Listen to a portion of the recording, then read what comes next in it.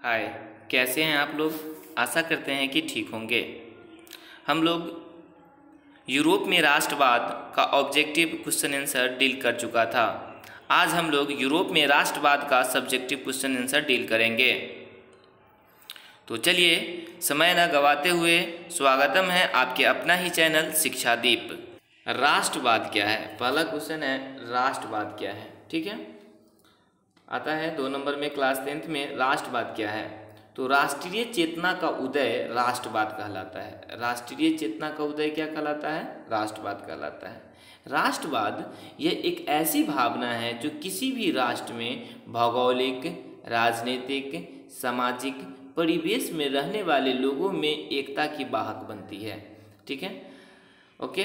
देखिए क्या है राष्ट्रवाद क्या है, तो राष्ट्रवाद यानी राष्ट्रीय चेतना का उदय, राष्ट्र के प्रति कुछ भी सोचना क्या कहलाता है, राष्ट्र के प्रति कुछ भी सोचना है यानी राष्ट्र के भला के लिए, राष्ट्र का कैसे उदय हो, कैसे विकसित हो, यानी राष्ट्र के प्रति सोचना, राष्ट्रीय चेतना का उदय राष्ट्रवाद कहलाता है। ठीक है, यह एक ऐसी भावना है जो किसी भी राष्ट्र में भौगोलिक, राजनीतिक या सामाजिक परिवेश में रहने वाले लोगों में एकता की वाहक बनती है। ओके, अगला दूसरा क्वेश्चन है। देखिए दूसरा क्वेश्चन क्या है, मेजिनी कौन था। दूसरा क्वेश्चन है मेजिनी कौन था। ठीक है, तो यहाँ देखिए मेजिनी कौन था। मेजिनी एक साहित्यकार, गणतांत्रिक विचार के समर्थक था और वह ये एक योग्य सेनापति था।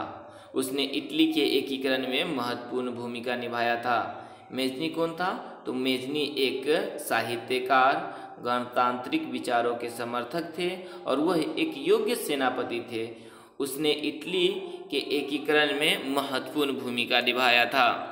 अगला क्वेश्चन है आपके, तीसरा क्वेश्चन है, जर्मनी के एकीकरण की क्या बाधाएं थी, यानी जर्मनी का एकीकरण क्यों नहीं हो पा रहा था, उसका क्या बाधाएं थी, तो इस पे हम कुछ बात करते हैं। देखिए जर्मनी के एकीकरण की निम्नलिखित बाधाएं थी। जर्मनी के एकीकरण की निम्नलिखित बाधाएं थी। नंबर 1, जर्मनी में जो था कि जर्मनी पूरी तरह से विखंडित राज्य था। जर्मनी यानी टुकड़े टुकड़ों में डिवाइड हो चुका था। यहाँ लगभग 300 छोटे बड़े राज्य थे। यहाँ धार्मिक, राजनीतिक तथा सामाजिक विषमता मौजूद थी। यहाँ जो है धार्मिक और राजनीतिक और सामाजिक विषमता थी, यानी भिन्न भिन्न धर्मों के लोग थे, अलग अलग राजनीतिक चल रहे थे, अलग अलग समाज बन चुके थे। मतलब ये सब क्या था, समाज आपस में ही टूट रहा था।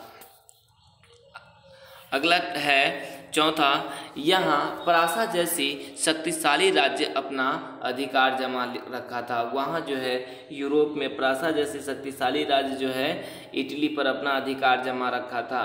यहाँ जर्मन राष्ट्रवाद की भावना का अभाव था। लोगों में जर्मनी के राष्ट्रवाद के बारे में मतलब कम सोचता था, ये अभाव था, राष्ट्रीय चेतना का अभाव था इत्यादि जर्मनी के एकीकरण की मुख्य बाधाएं थी। ठीक है, चलिए आगे चलते हैं। हमारे पास अगला क्वेश्चन है, मेटरनिख युग क्या है। बहुत अच्छा क्वेश्चन है, मेटरनिख युग क्या है। देखिए तो क्या है, 1815 से 1848 ईस्वी, 1815 से 1848 ईस्वी तक के काल को यूरोप में मेटरनिख युग के नाम से जाना जाता है। 1815 से 1848 ईस्वी तक के काल को यूरोप में मेटरनिख युग के नाम से जाना जाता है। बहुत इंपॉर्टेंट हुआ। ठीक है, 1815 से 1848, ठीक है, याद रखिएगा 1815 से 1848 ईस्वी तक के काल को यूरोप में मेटरनिख युग के नाम से जाना जाता है। क्यों, तो पता है, आपको पढ़ाए थे क्लास में। 1815 में नेपोलियन के पतन के बाद यूरोप की विजयी शक्तियाँ ऑस्ट्रिया की राजधानी वियना में एकत्रित हो गया। यहाँ के चांसलर मेटरनिख था, जो कि एक घोर प्रतिक्रियावादी शासक था। क्या था, मेटरनिख एक घोर प्रतिक्रियावादी शासक था। उसका उद्देश्य यह था कि यूरोप में पुनः पुरातन व्यवस्था को लागू करना था। तो इस तरह से मेटरनिख युग किसको कहा जाता है, 1815 से 1848 ईस्वी तक के जो पीरियड चलता है जिसमें मेटरनिख वहाँ का चांसलर रहता है। तो इस एज को क्या कहा जाता है, ऑस्ट्रेलिया का चांसलर रहता है मेटरनिक 1815 से 1848 तक। तो इस काल अवधि को मेटरनिक युग के नाम से जाना जाता है। चलिए आगे चलते हैं। पंचमा क्वेश्चन है आपके पास, पंचमा क्वेश्चन है, देखिए पंचमा क्वेश्चन क्या कह रहा है, कहता है 1848 ईस्वी के फ्रांसीसी क्रांति के क्या कारण थे। यानी 1848 में जो फ्रांस की क्रांति हुई वो क्यों हुई। ठीक है, तो 1848 के फ्रांस की क्रांति हुई थी, उसका मुख्य कारण क्या था। देखिए उस समय जो था वो लुई फिलिप हमारे पास है। देखिए क्या है कि उस समय लुई फिलिप एक उदारवादी शासक था, परंतु वह बहुत ही महत्वाकांक्षी था। उसने अपने विरोधियों को खुश करने के लिए स्वर्णिम मध्यम वर्गीय नीति का अवलंबन किया। ठीक है, क्या किया था उसने, लुई फिलिप एक उदारवादी शासक था, परंतु वह बहुत ही महत्वाकांक्षी था। उसने अपने विरोधियों को खुश करने के लिए स्वर्णिम मध्यम वर्गीय नीति का अवलंबन किया था। ठीक है, 1840 में उसने अपना प्रधानमंत्री गीजो को नियुक्त किया। देखिए यहाँ से ऑब्जेक्टिव क्वेश्चन भी पूछ देता है, गीजो को प्रधानमंत्री किसने नियुक्त किया था, तो लुई फिलिप ने। 1840 में उसने क्या किया था, गीजो को अपना प्रधानमंत्री नियुक्त किया, जो कट्टर प्रतिक्रियावादी था। वह किसी भी तरह के वैधानिक, सामाजिक एवं आर्थिक सुधारों के विरुद्ध था। ठीक है, लुई फिलिप पूंजीपति वर्ग के साथ रहना पसंद किया, जिसे शासन में कोई अभिरुचि नहीं था। उसके शासनकाल में भुखमरी, बेरोजगारी व्याप्त होने लगी, जिसके कारण 1848 ईस्वी की क्रांति हुई। जिसके कारण क्या हुआ था, 1848 ईस्वी की क्रांति हुई। अगला नेक्स्ट क्वेश्चन है, छठा क्वेश्चन है।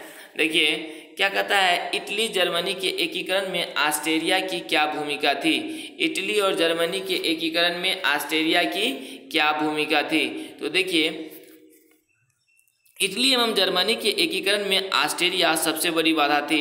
इटली और जर्मनी के एकीकरण करना क्या था कि उसमें सबसे बड़ी अगर कोई बाधा थी तो वो ऑस्ट्रिया थी। इटली और जर्मनी के एकीकरण करने में, इटली और जर्मनी के एकीकरण करने में सबसे बड़ी बाधा कौन थी, ऑस्ट्रिया थी। ऑस्ट्रिया के चांसलर मेटरनिक एक घोर प्रतिक्रियावादी शासक था, जो पुरातन व्यवस्था के समर्थक था। ऑस्ट्रिया को हराए बिना इटली और जर्मनी का एकीकरण करना संभव नहीं था। जब तक अगर ऑस्ट्रिया को नहीं हराया जाता तब तक इटली और जर्मनी का एकीकरण संभव नहीं था। ठीक है, अतः काउंट काबूर ने ऑस्ट्रिया को पराजित करने के लिए फ्रांस के साथ मिलकर क्रीमिया के युद्ध में भाग लिया। कौन, काउंट काबूर ने कब, काउंट काबूर ने किसके साथ, फ्रांस के साथ क्रीमिया के युद्ध में भाग लिया। फ्रांस की राजनीतिक समर्थन प्राप्त किया। काउंट काबूर ने क्या किया, फ्रांस की राजनीतिक समर्थन प्राप्त किया। उसने उत्तर तथा मध्य इटली के सभी रियासतों को भी जीत लिया। उसने उत्तर और मध्य इटली के सभी राज्यों को जीत लिया। इस प्रकार 1871 में इटली तथा जर्मनी का एकीकरण संभव हुआ। चलिए अगला क्वेश्चन है हमारे पास, उसी में है, सॉरी पैराग्राफ चेंज करके है। 1866 में ऑस्ट्रिया ने प्रासा के खिलाफ सेडोवा में युद्ध की घोषणा कर दी और उसमें वह बुरी तरह पराजित हो गया। इस प्रकार ऑस्ट्रिया का जर्मन क्षेत्र से क्या हो गया, प्रभाव खत्म हो गया, प्रभाव समाप्त हो गया। और इस तरह प्रासा के नेतृत्व में जर्मनी का एकीकरण संभव हुआ। ठीक है, जिसमें बिस्मार्क की महत्वपूर्ण भूमिका थी। अगला क्वेश्चन है, संतमा यूरोप में राष्ट्रवाद को फैलाने में नेपोलियन बोनापार्ट किस तरह सहायक हुआ। यूरोप में जो राष्ट्रवाद है उसको फैलाने में नेपोलियन बोनापार्ट किस तरह सहायक हुआ। देखिए यूरोप में राष्ट्रीयता की भावना के विकास में नेपोलियन के आक्रमणों का महत्वपूर्ण योगदान है। अगर नेपोलियन ने अपना अभियान यूरोप में नहीं चलाता, हर जगह जा का अभियान नहीं करता, तो फिर वहाँ यूरोप में राष्ट्रीय चेतना का उदय नहीं हो पाता। यानी इटली हो या जर्मनी हो, इस सबको एकीकरण करना असंभव पड़ जाता। तो क्या है, यूरोप में राष्ट्रीयता की भावना के विकास में नेपोलियन के आक्रमणों का महत्वपूर्ण योगदान है। ठीक है, उसने यूरोप के कई राज्यों में अभियान करके राष्ट्रवाद का संदेश पहुंचाया। नेपोलियन ने इटली और जर्मनी के एकीकरण का मार्ग तैयार किया। इस प्रकार यूरोप में राष्ट्रवाद को फैलाने में नेपोलियन बोनापार्ट की महत्वपूर्ण भूमिका थी। चलिए आगे बढ़ते हैं। गैरीबाल्डी के कार्यों की चर्चा करें। गैरीबाल्डी के कार्यों की चर्चा करें। क्लास 10th में ये क्वेश्चन पूछता रहता है, गैरीबाल्डी के कार्यों की चर्चा करें। देखिए, गैरीबाल्डी ने अपने कर्मचारियों तथा स्वयं सेवकों की सशस्त्र सेना बनाई। उसने अपने अधिकारियों को लेकर इटली के प्रांत सिसिली तथा नेपल्स पर आक्रमण कर दिया। यहाँ के अधिकांश जो भाग था वो बुर्बो वंश के शासन में था और यहाँ के जो जनता थे वो जनता बुर्बो वंश से तंग था।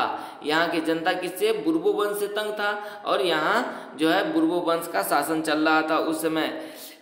अब होता क्या है, इसलिए जब यहाँ की जनता बुर्बो वंश से तंग था तो इसलिए क्या हुआ, इसलिए उसने गैरीबाल्डी को समर्थन कर दिया। किसने? तो यहाँ की जनता ने गैरीबाल्डी को समर्थन कर दिया, जिससे गैरीबाल्डी ने यहाँ गणतंत्र की स्थापना की और विक्टर इमैनुअल को यहाँ का शासक बना दिया, यानी यहाँ शासन करने के लिए सत्ता सौंप दिया। गैरीबाल्डी ने दक्षिणी इटली के जीते हुए क्षेत्र को भी बिना किसी संधि को विक्टर इमैनुअल को सौंप दिया और उसने अपनी सारी संपत्ति राष्ट्र को सौंपकर एक साधारण किसान की भांति जीवन जीने लगा। देखिए, यहाँ से क्वेश्चन पूछता रहता है कभी कभी, मतलब कई बार ये क्वेश्चन आ जाता है, गैरीबाल्डी पेशे से क्या था? तो गैरीबाल्डी पेशे से एक नाविक था। ठीक है, वो नाविक था। वो क्या था? नाविक था। पहले वो नाव चलाया करता था। ठीक है, बाद में क्या किया उसने, अपनी सारी संपत्ति राष्ट्र के नाम करने के बाद वह क्या कर दिया, किसान के भांति जीवन जीने लगा। तो अगर आपसे पूछा जाए कि गैरीबाल्डी ने अपनी सारी संपत्ति राष्ट्र के नाम सौंप देने के बाद किस तरह जीवन बिताया या अंतिम क्षणों में गैरीबाल्डी ने अपना जीवन कैसे बिताया, तो किसान, तब होगा किसान, क्योंकि यह क्वेश्चन गाइड में गलत दिया रहता है। गैरीबाल्डी अगर डायरेक्ट पूछे गैरीबाल्डी पेशे से क्या था, तो गैरीबाल्डी पेशे से एक नाविक था। ठीक है, चलिए, तो इस तरह आज का क्वेश्चन आंसर समाप्त हुआ। कुछ इसमें सब्जेक्टिव रह गया जो 25 नंबरी है, तो मैं फिर लेकर आऊँगा उसको अगला वीडियो में। बताइए आपको आज का वीडियो कैसा लगा। यदि आज का वीडियो आपको अच्छा लगा और आप हमारे चैनल पे नए हैं तो चैनल को सब्सक्राइब कीजिए तथा अपने दोस्तों को भी इस चैनल पर पढ़ने के लिए फॉरवर्ड कीजिए। बताइए, शिक्षा दीप हमेशा आपके साथ है और आपके साथ रहेगा। धन्यवाद।